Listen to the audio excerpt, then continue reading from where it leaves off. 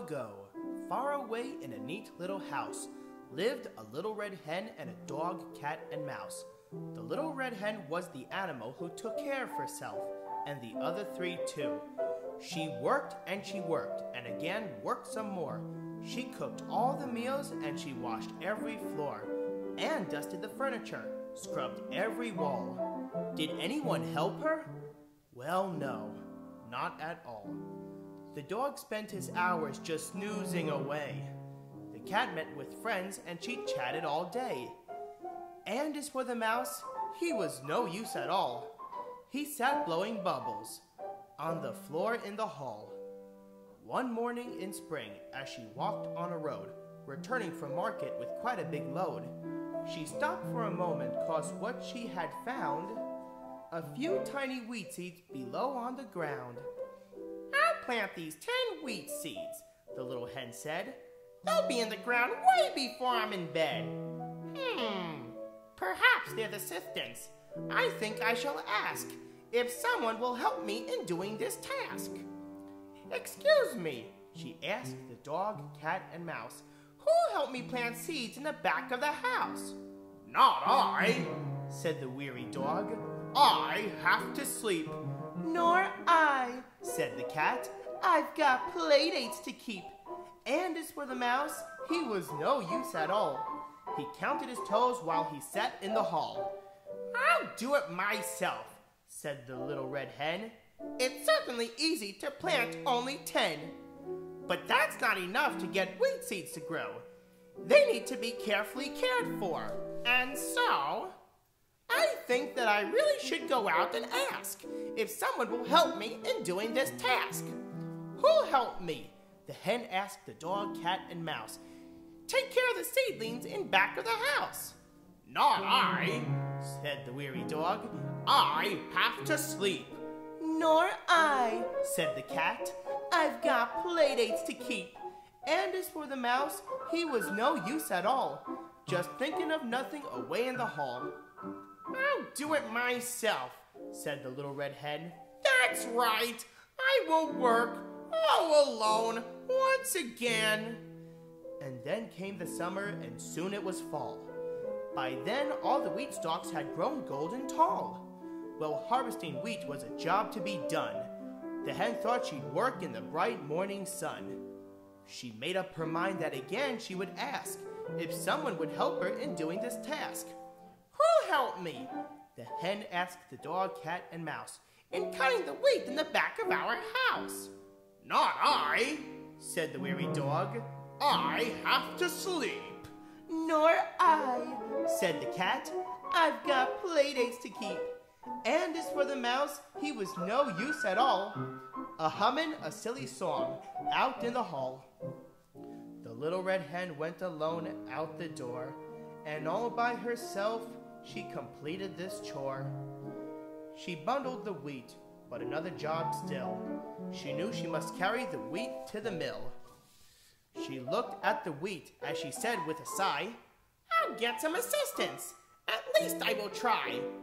Who'll give me a hand? Goodness, which of you will? Who'll join me in taking this wheat to the mill?" "Not I," said the weary dog. "I have to sleep." "Nor I," said the cat. "I've got play dates to keep." And as for the mouse, he was no use at all. He sat with his friend making noise in the hall. Well, as you might guess, no one helped. And so then, right off to the mill, by herself went the hen. Well, all the wheat stalks were ground into flour. The whole process took slightly over an hour. The little red hen returned home with the sack, a big bag of flour attached to her back. The dog was still snoozing, and at the front door, the cat and her girlfriends were babbling some more. And as for the mouse, he was no help at all. Both he and a friend played a game with a ball. The little red hen stored the sack on the shelf. She even did that all alone by herself. The hen said days later, "I think that I may go down to the kitchen, do baking today.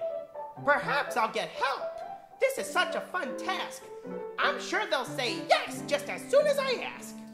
I wonder, the hen asked the dog, cat, and mouse, who'll help me in the kitchen of our small house? Not I, said the weary dog. I have to sleep. Nor I, said the cat. I've got playdates to keep. And as for the mouse, he was no use at all. He sat watching spiders spin webs on the wall. So the Little Red Hen baked the bread, and the smell filled the parlor, the bedrooms, the hallway as well. The hen shouted out, "Who'll help me eat this fine bread?" The animals came, and together they said, "Oh yes, yes, oh we certainly will. We'll help you eat it. Our bellies will fill."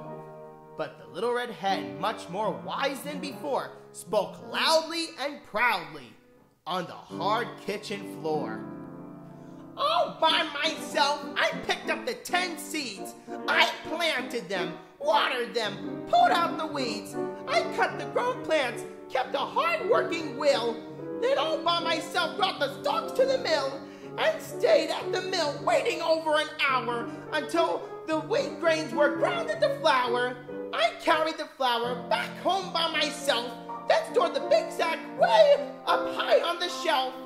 Then several days later, one morning I stood baking bread without help because none of you would. So no, you may not, by sharing this bread. Then instead of a brain, I'd have bread in my head." "I'll wait it alone," were the strong words they heard. And that's what she did, very true to her word.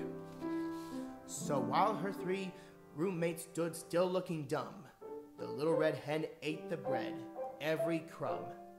Yes, there they all stood while the hen ate the bread.